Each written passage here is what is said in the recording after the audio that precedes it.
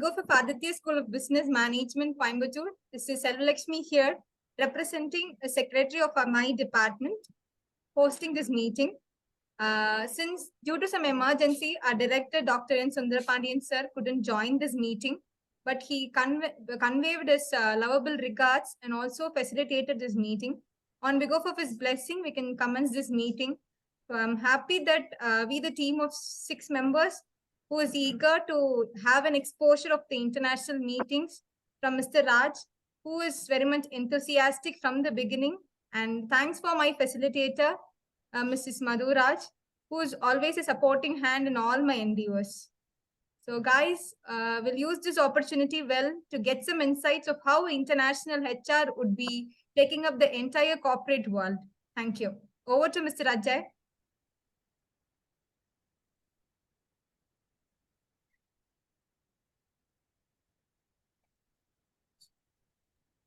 Mr. Ajay? Hello. Please Hello. proceed. Hi, sir. Hey. Hi.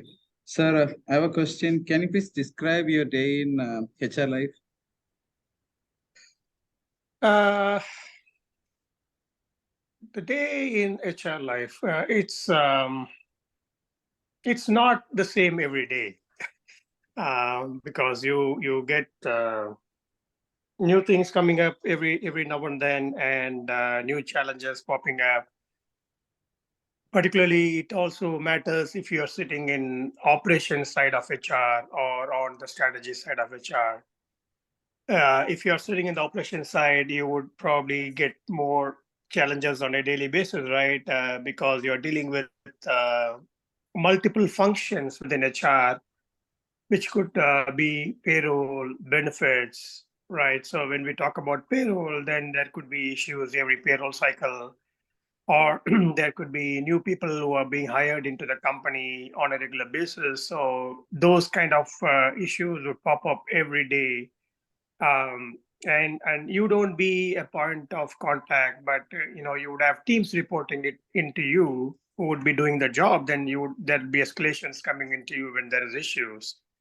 That's kind of one side. And on the strategy side, you sit on leadership meetings regularly to decide how the company is doing and decide how we wanted to shape the company in the near future and in the long term.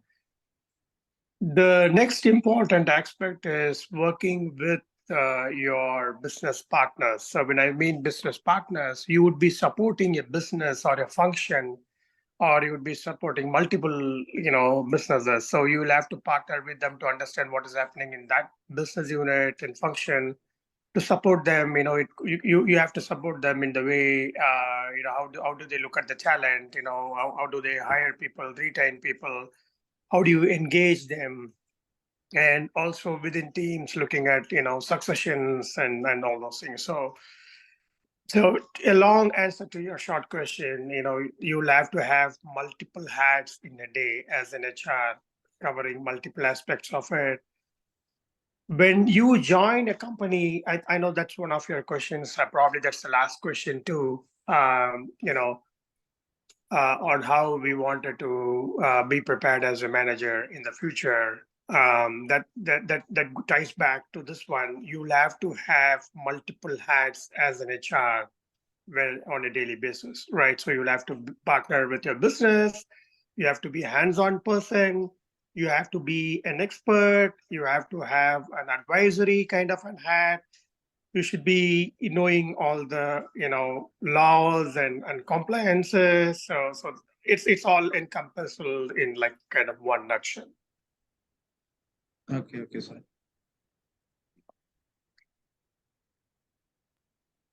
Greetings, sir. Hey. Sir, my question is, can you please provide an overview of Little Fuse organization structure and how our departments interact with each other? So Little Fuse, if you look, it is actually a global organization with a footprint of around 22,000 employees across the globe, and it's growing on a daily basis. If you had probably done any kind of research about the company, you would probably know that the company is a manufacturing unit, and we have a lot of manufacturing unit across the globe. We are categorized according to the modes of business, right? We are categorized as commercial vehicle products, electronic business, industrial business, then passenger vehicle, then e-mobility. So that's how we are divided into segments as business functions. So each vertical has its own P&L. It has got its own head of business. It's got its own marketing teams, HR teams, and also each of this business unit would be operating in multiple countries. So that's why we call this as a matrix organization, because it's not segmented so clearly, and you have distinguished roles and regions. So, for example, when we talk about passenger vehicle, we do a lot of components within passenger vehicle. So when there is rain, there is a sensor in the car, right? So which automatically switches on the blade. So that's something which we manufacture. Your seat belt, if you don't plug in your seat belt, then that's a sensor which tells you have to put in your seat belt. You have to keep getting the noise, right? If you don't put the seat belt. So those sensors is something which we manufacture. So it is manufactured in China, in Mexico, in Europe, and partly in the US. So this business unit would be in all the regions, right? But it will all report into one vice president of that business unit, and there will be one VP of HR for that business unit. So that's kind of how the business is aligned. And interaction wise, there is a corporate which actually sits in the headquarters here in Chicago, and all these people report in here, right? They report to the CEO, the CFOs who are sitting in Chicago. So ultimately, they will report into it, but they will all manage their own business unit by themselves. So that's kind of how the structure works. Is that helpful?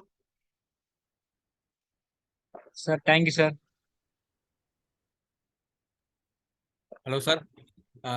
Sir, my question is, what are the main sources of talent in Little Fish? So rather than sources, I would ask HR, challenge you guys to think a little about just being talents, because there are a lot of strategies on how you bring in talents to a company, right? So we have something called early career. What does early career mean? We go to colleges, we hire people to be interns with us. They come and join us interns, and then they work with us. And if we like them, we give them an offer. Then they become a full-time employee, right? So that's a career path we have for talent. And we have a program for engineers. We are an engineering company. We go to engineering college, recruit people from engineering, ask them to come and work with us. So and then they get to know what we are doing, and then we provide them an offer if we are interested with them. So there are multiple strategies in how we bring people into the company. So that's kind of what is early program is. Then there is a program called Rise, where we hire really good people from engineering background and put them on a rotation program with us for 2 years. So they get to work in each business unit for 6 months. So they rotate among the business units. And after they have a really good sense of all the business units, they get an opportunity to choose which business unit they wanted to work. And also the business leaders decide which candidate they wanted to choose. So that's another strategy we have. Then looking at experienced candidates, we go to the market to hire experienced candidates, right? So we have our own talent acquisition teams across the globe, and we have multiple sources of bringing in talents. We use something like LinkedIn is a big source for us. We use Indeed in the US. We use 51 jobs in China. So we have multiple, what do you call, sources of bringing in experienced candidates into Littlefuse. Thank you, sir. Sir, as you have talked about some of the perks and what are the benefits which is necessary to keep talent retained in your company, sir, being in HR? I mean, if you look at the perks and benefits, right, it's evolved over a period of time. What employees thought as perks 10 years back is different from what the perks and benefits employees are looking for today. It's also to do with your generation, right? So when we move from one generation to the other generation, your wants and needs changes entirely, right? Probably 10 years back, we would have given them a really good joining bonus. That's really good.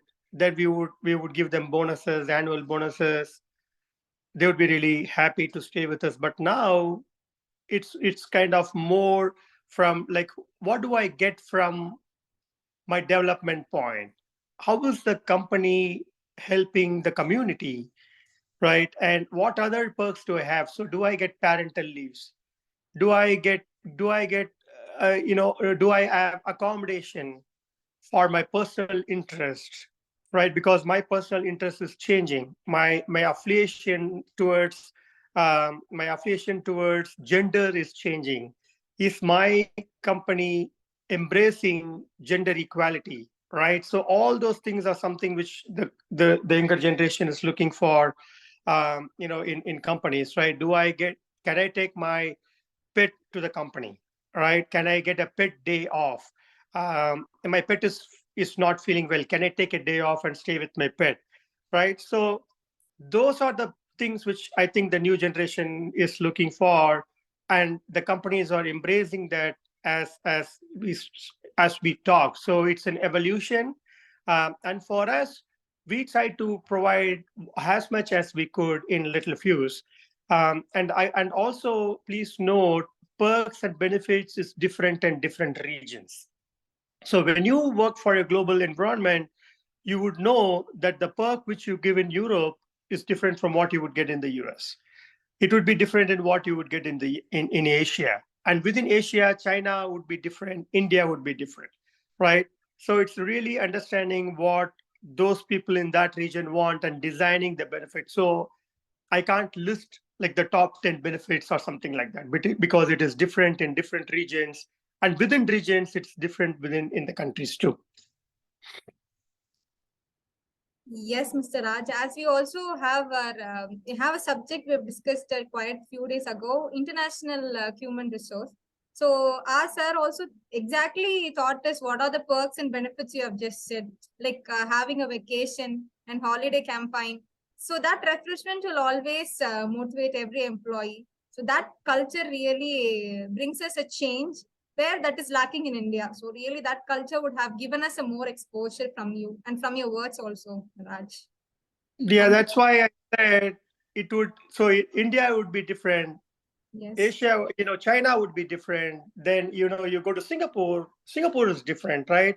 So if you look at it, Singapore is in between US and in India, right? So we are not yet there in US, but they are not like there in India. But then if you look at US, we are not as good as we were in Europe, because Europe is very advanced in how the perks and benefits work for those people, right? They get like 6 months maternity leave in Europe, right?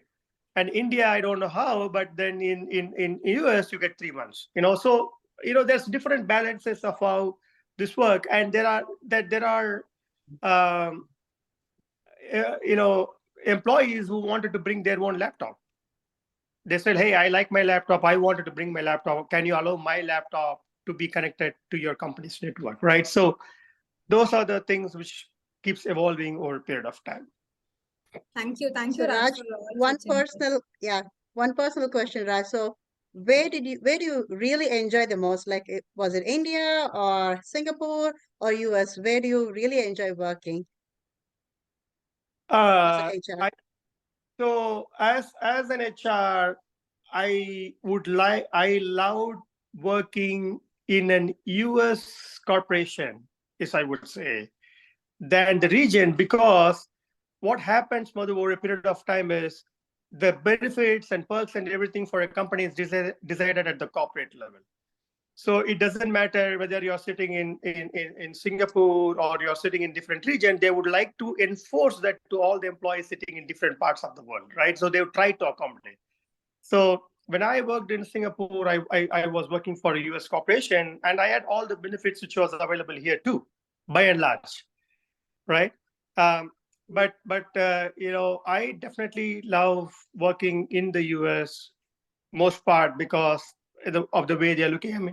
The only complaint I have is the national holidays we have. We have like probably Right.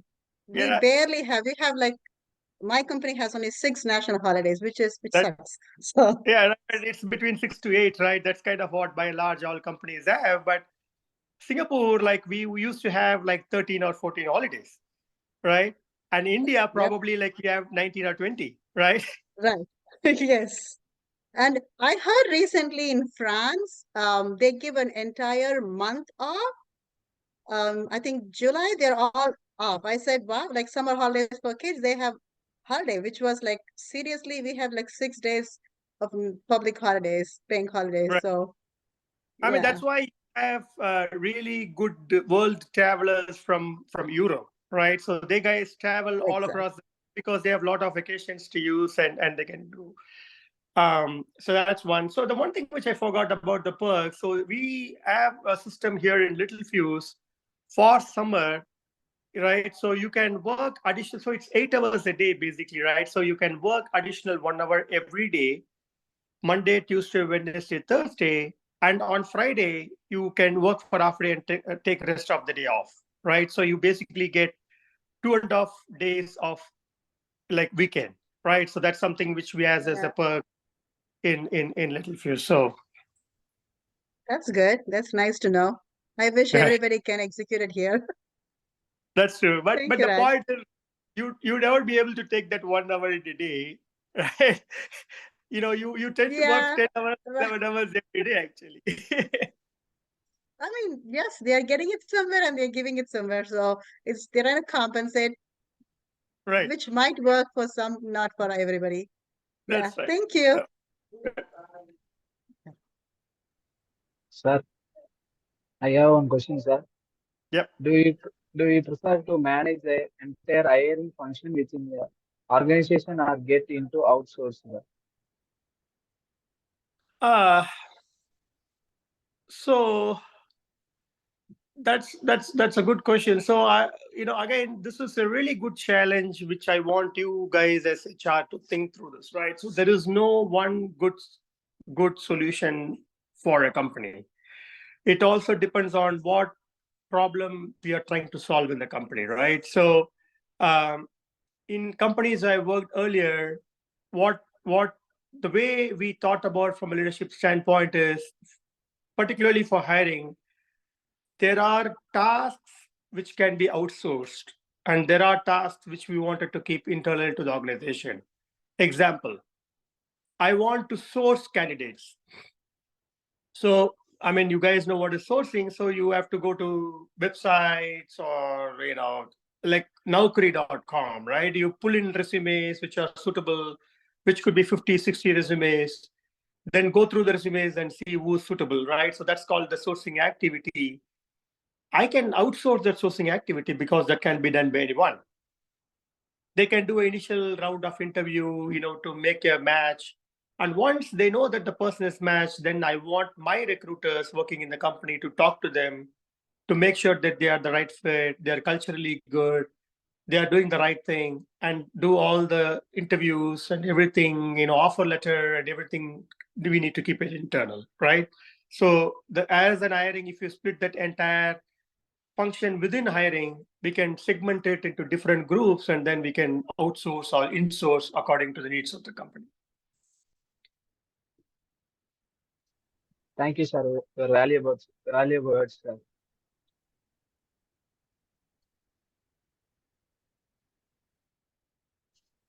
Greetings, sir. Good evening. I have one question. How do you motivate yourself when you faced with repetitive or tedious tasks?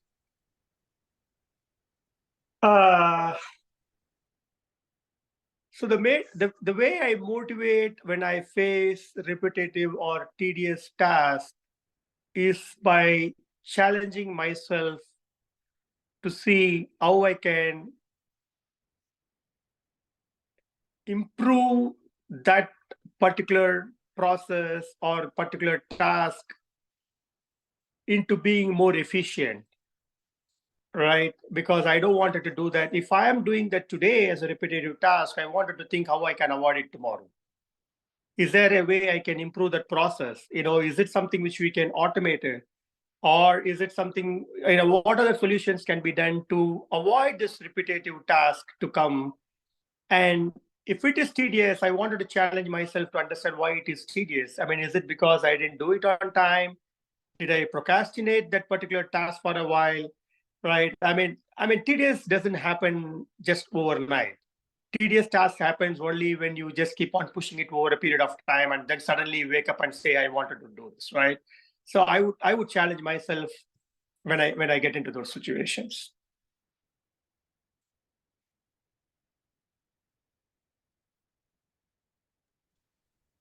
Thank you, sir. Thank you for your valuable things. Sir, I have a question. So if you were faced with an employee grievance that required your immediate attention, so what would be your process for investigating and resolving the situation? So as you grow into, because you don't just go and join as an HR manager or senior manager immediately, you have to go through the cycle, right? You become an HR generalist, and then you probably get into senior HR generalists and managers and senior managers. That's kind of your growth pattern in an HR.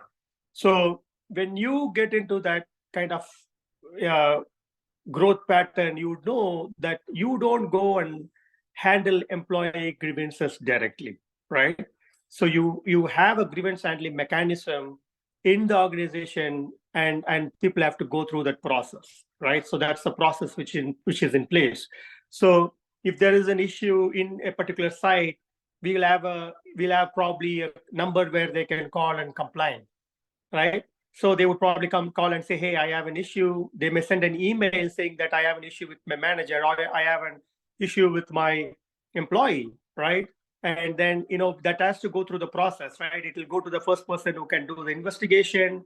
They will call the parties, they will talk to them, understand what is the issue, and they will try to solve it, right? So when you move up in the ladder and sitting in the position where I am, I don't go and deal with situations on a daily basis, but I get to look at the report on what grievances are coming in, right? What resolution has been made, whether the business is aware of this resolution, is it the right thing we are doing for the company? So that's kind of where I sit in to look at on a daily basis from a report standpoint, and make sure that this is the grievances are being addressed and the investigations are being done and resolved in the correct manner. If not, then we'll reach out to the respective people, have conversations to understand why it is not being done, why the issue is not being closed. So that's kind of how I would look at it. And also, for you guys' knowledge, there are companies which have outsourced investigation to third party, right? So which means if there is an issue in my company, I would not go and deal with it. There's a third party because we want it to be neutral to everyone, right? So a third party comes in and does the investigation based on the, whether it's a small issue or a big issue, or, so that's, all issues are very, very important. I'm not saying we should neglect small issues, but I'm just saying it depends on what kind of issue is that too. Thank you, sir. Thank you for your valuable insights. Raj, I would like to add something to Mr. Ajay's point. Like was addressing about the grievances. So we have just learnt about like grievances on average pay raise or some disciplinary activities. What is one particular grievances you would address that you have come across?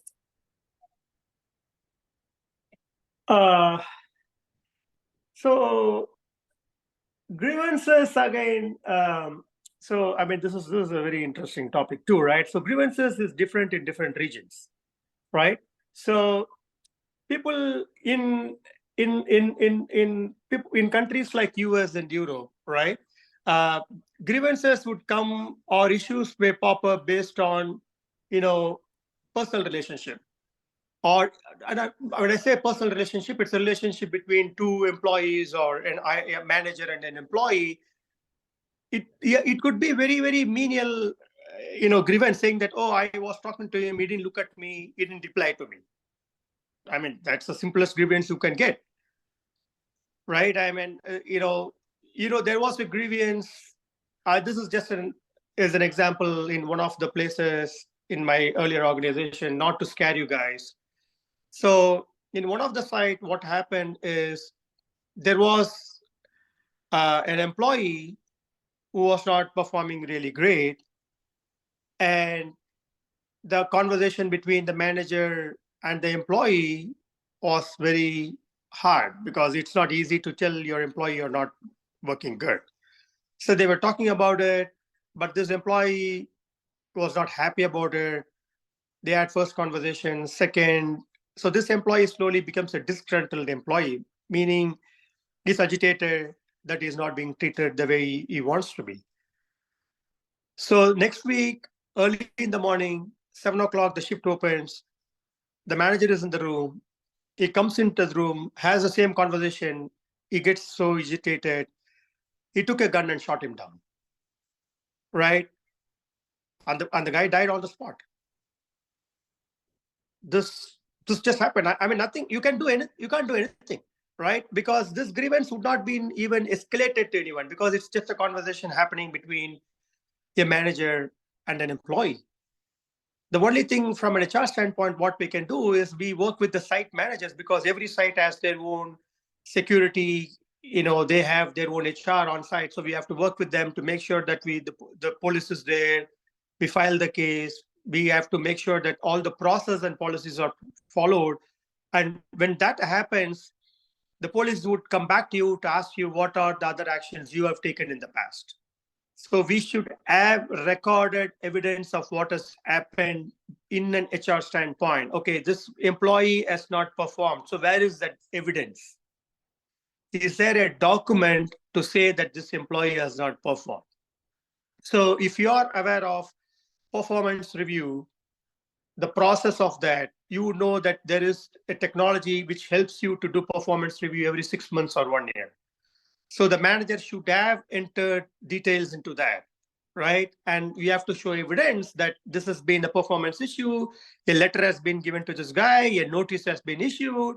So we have to have all the evidence in hand to hand over to labor department and to the inquiry department to solve those kind of issues. Otherwise, the company would be at fault. We would have to undergo. There's no one who need to file a case against the company. The government will file a case against the company saying that you didn't do due diligence from the labor code, right? So we have to make sure we keep all the evidences to save our jobs and also the company. Yes, Raja. I just understand that the HR must be also like being a Sherlock Holmes story. They must be also having another perspective of what the incident has happened. So grievances also is a crucial option for the HR to be participated. And thanks for really quoting a real-time example where it could have a deeper view of assessing what the real grievances would be working on. Thank you.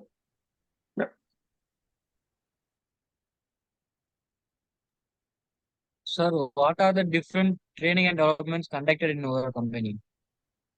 Can you please share about that? Yeah, I mean, so I mean, just let you know, guys, the topics which are all touching is not like 1 minute conversation. So I'm trying to encapsulate everything into few words to tell you, because if you look at the function of HR, every question you're asking is a separate function within HR. right? Recruitment is a function by itself. Learning and development is a function by itself. So I'll try to do whatever best I can to give you a short answer. Um, so the training development program is basically, there are different levels of training, training and development, right? So what is training which is voluntarily can be done by an employee? I, as an employee, think I need to get trained in Excel, for example, right? As a company, we would have an online course where they can go and get trained up in Excel. Then there is another set of training where when I talk to my manager sees, hey, Raj, there is a gap in your skill set and what we want, right? So let's say analytics. Data analytics is a gap which you have. I think you should be working on it and developing. So my manager asks me to go and get trained. Then I go and get trained in data analytics to get better, right? So that's another type of training. There is entirely different set of training where I wanted to train someone to be my successor. Let's say a business function, a vice president of business function wanted to have a successor, right?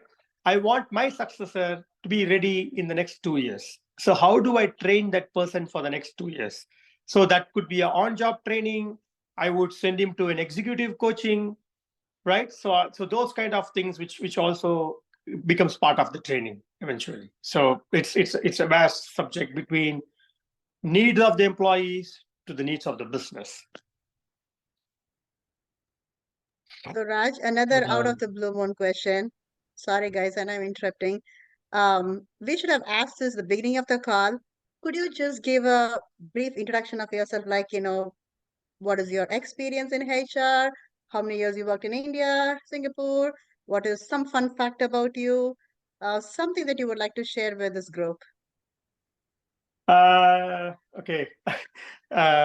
So I've been in HR for what now, 25, 26 years. The fun part also is I am a computer engineer by education, right? So I completed my engineering course. When I did my final year project, I realized computer is not my cup of tea. I said, I can't sit in a place, do programming or anything like that. I wanted to interact with people, go out in the field, talk to them and stuff like that. So I decided I have to probably move on than being an HR person. So I came out of that and started doing an MBA in HR, and then I started working as a recruiter. So I started recruiting people, and that's how I was moved to Singapore. A company said, hey, would you be interested in coming and working for us as a recruiter? So I moved to Singapore in like earlier 2000.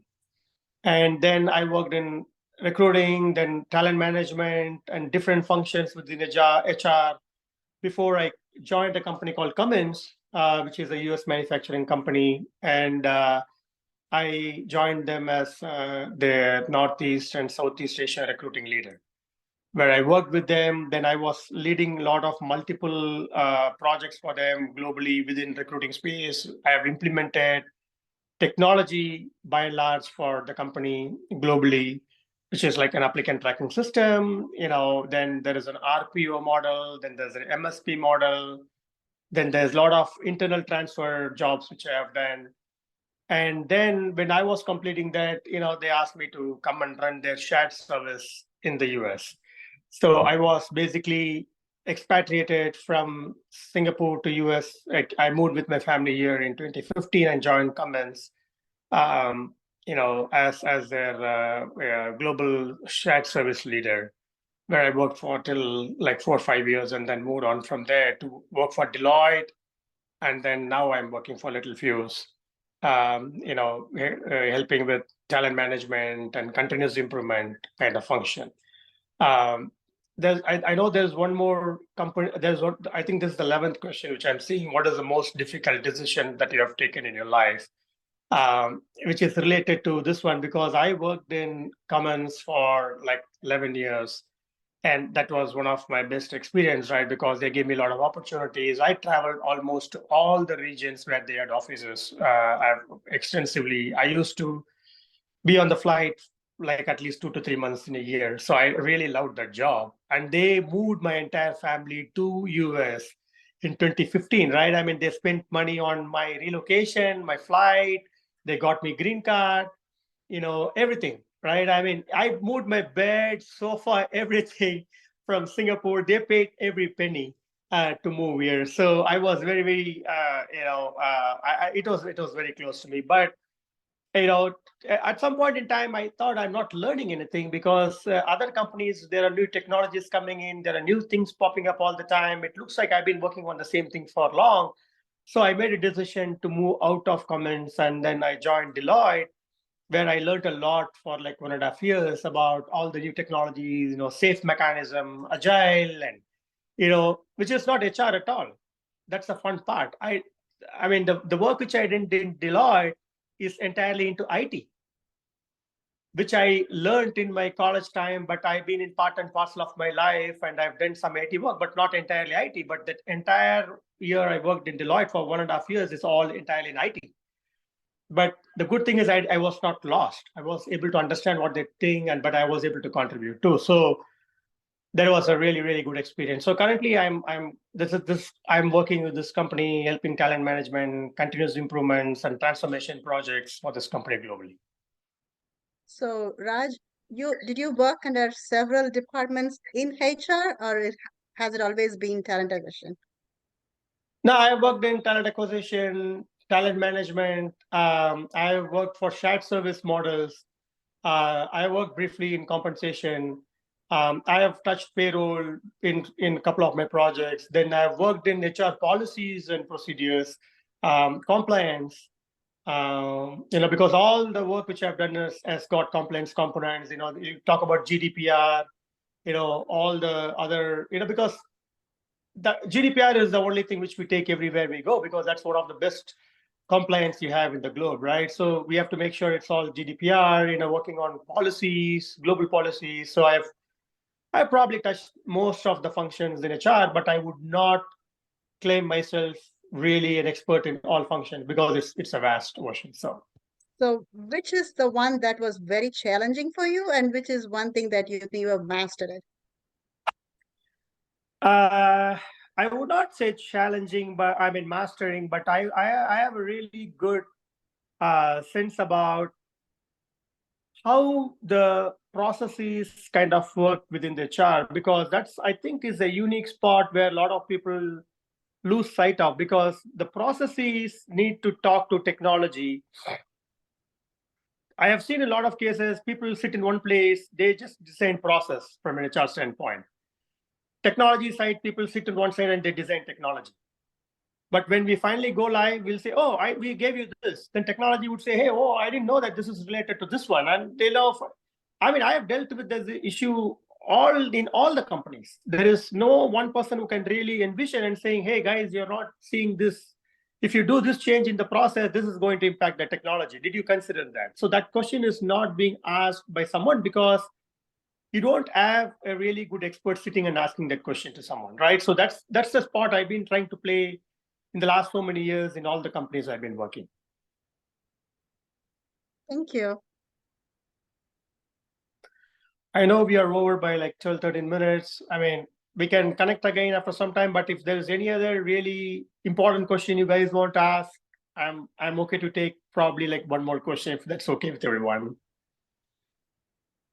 Sir, my another question, how do you measure the impact of employee training?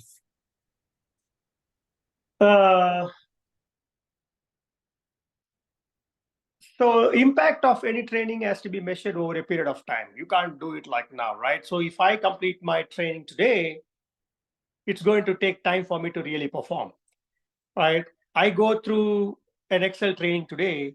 I can't show you tomorrow, hey, I'm really good in Excel. I can do a pivot table. I can do macros. No, that's not how it works, right? So it takes probably 3 months, 6 months, or 1 year to show my performance, right? So when you decide a training program, you also have to make sure, how do you measure the training program in the program itself? So I as an employee would say, hey, I wanted to do the training program. As a manager, then I would say, that's great, you're doing a program. Tell me what program you're doing, what's the duration of the program. Once you complete the program, how do you measure your training program? 6 months down the lane, 1 year down the lane. So you have to be measured over a period of time, right? And if you can't see the training has improved the employee, you can't blame the employee. You have to, as a manager, sit back and think, is it the problem with the employee or is the training effective or not, right? Because most of the training is in tick mark, right? Hey, I completed the training. There will be like 10 questions. I completed the question, I'm done with it. No training actually tells you practically how you do it in most instances. So that's why in most cases, we recommend doing on-the-job training. So that's one of the best way to learn, right?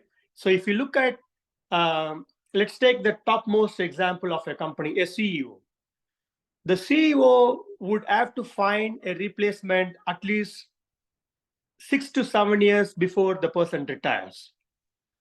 So what I mean by 6 to 7 years is this person would come in, work for a business unit, learn it, go and work for a different business unit in the same company, or probably do a bigger role. So he has to rise slowly from up to understand all the aspects of the company before he is a CEO, right? So that's kind of on-the-job training, right? Whether you know the CEO is going to be good or not, you'll know after he takes the CEO role, works as a CEO for 2 to 3 years, then you will know, yeah, this guy is a good guy, right? So that's kind of how differently you would see how the training has impacted the employee. Thank you, sir. Thank you for valuable points. Okay. Sorry, I have to cut this short. I know we ran 15 minutes over. If you guys want to talk to me later, we can do that too. I'm traveling for the next week, so we can connect again if you have more questions and you want more time. Sure, Raj. Thank you for this opportunity. Already we have heard a lot of you. You have just drive us to the USA. So I'm happy about it. And really, you just said what are the things we had in our syllabus. That was really surprising. The topics which you thought was literally in our syllabus. So fun factor is that we just wrote our internals in HRM today. So that was really a fun factor to drive such a man through that. Thank you, Raj. And with your permission, can we have a formal load of thanks for this? Sure thing. Thank you. Ram Lakshmanan, you can proceed.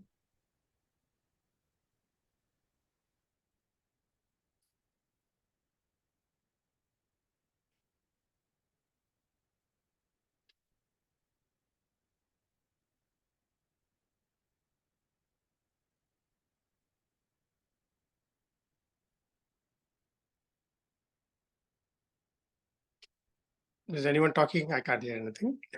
Sir, can you hear me? Yeah, I can. Gratitude is the fairest blossoms which springs from the soul. Good evening to one and all. On behalf of Adithya of Business Management, I take immense pleasure in expressing my sincere gratitude our Honorable Chairman, Mr. C. Sukumaran sir, in his absence. I thank our Managing Trustee, Mr. Praveen Kumar sir, in his absence, and thank our Trustee, Dr. Srinidhi Praveen Kumar, in her absence. I extend my heartfelt gratitude to our eminent Director and Professor of ASBM, Dr. M. Sundarapandian sir, for always supporting and guiding us in all our endeavors. I am privileged to showcase my gratitude to respected corporate gentleman, Mr. Raj K. HR Manager, Little Blue, USA, for his knowledge sharing sessions and to throw light on how the international HR life taken place. Thank you for your valuable time and your presence made our day fulfilled with insights of a internationally exposed in the field as a HR. Thank you, sir. No, thanks for the opportunity. This has been really good. I feel really good about talking to all guys, and please reach out to me anytime. I think I've given my LinkedIn. Sure. Link to already connected also. And With your consent, can we have a last question from Mr. Vishwa? He is so much supportive to you as an Yeah. inspiration within the short time. So he's very eager to ask a last question. Could you please? Sure, allow- sure, please. Thank you. Thank you, Raj. No, please go ahead. Greetings, sir. As an Indian, what do you feel about US, sir?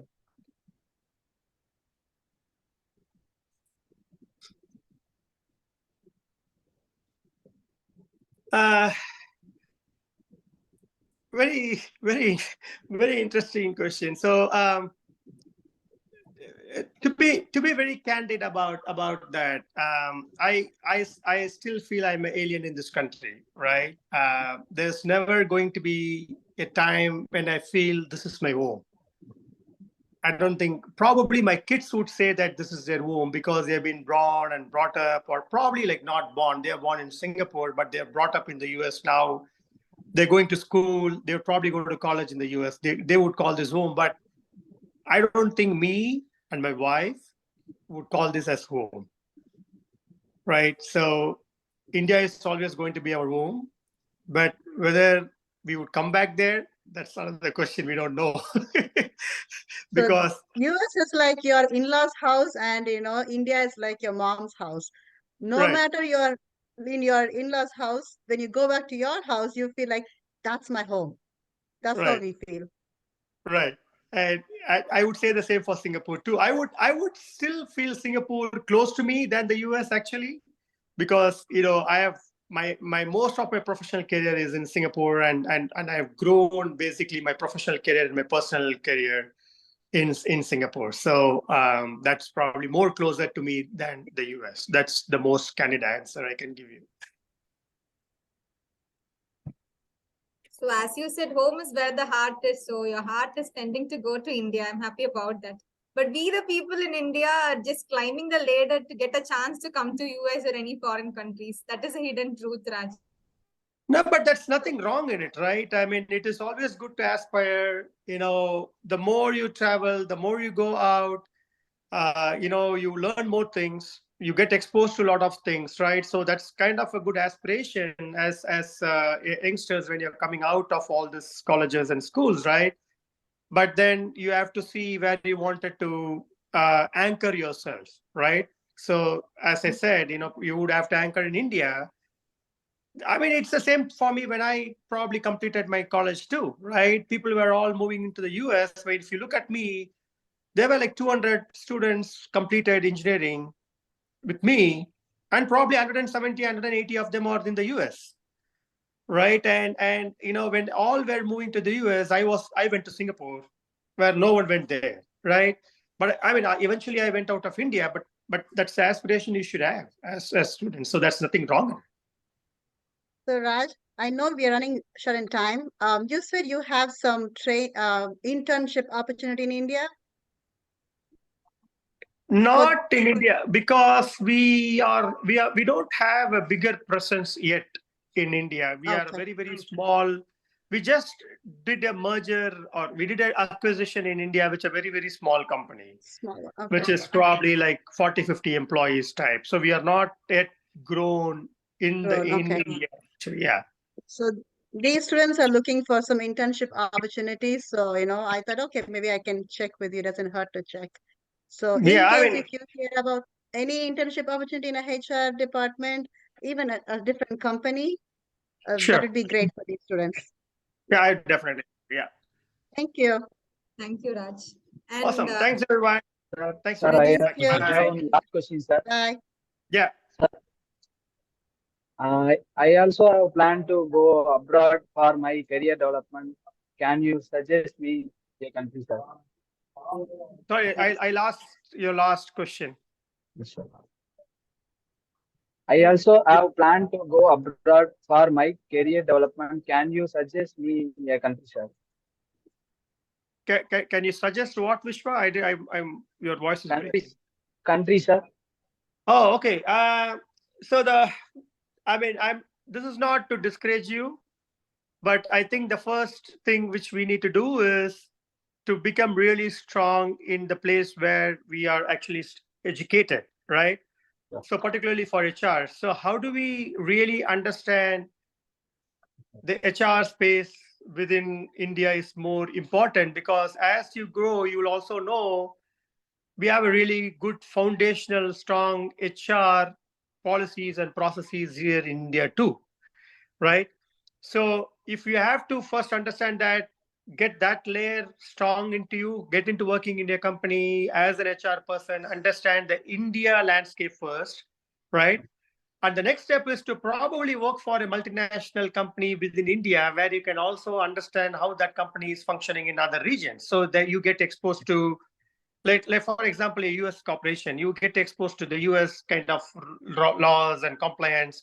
Then that's kind of when you started to venture out of India, once you have some basic knowledge. Because you think about this, Vishwa, why would a company in the US wanted to hire someone from India? There should be a reason for them to hire you, right? So that's the need you have to think about, and get your skills. So when they think about this, oh, I think Vishwa has the skill, let's get him to the US. So what is that skill you are strong in, and that niche you have to create within HR? You have to think about it and keep working for the coming years, where company will automatically come to you to pick you up to a different country. Thank you, sir. Thank you for your valuable words, sir. Yeah, awesome. Thanks, everyone. Thanks Sir, for the sir, opportunity. once again, thank you, Madhu, sir. yep, thank Thank you. you. Thank you, Madhu, sir. thanks, and let Raj know that I'll talk to him later. Thank you. Thank you, Thank you, Raj. sir. Thank you, And sir. Bye. Atta, Sure, Raj, thank you. I just wanted to take a biggest thanks to you, Atta, for facilitating this entire thing. Sure, my pleasure.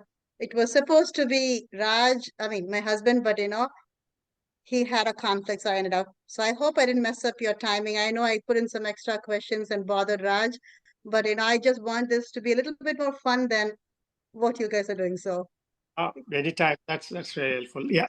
thank you, Raj. Really, truly Connect to appreciate your LinkedIn, time. sir. Thank you. Connect to LinkedIn Thank you. and get updates of all the insights. Thank you, Raj, for all your valuable Thank- time. Thank you. sir. All right. Have a nice day, everybody. Take care. Bye-bye. Thank you. Thank Take you, care. ma'am. Thank you. Thank you. Thank you, ma'am. Thank you, ma'am.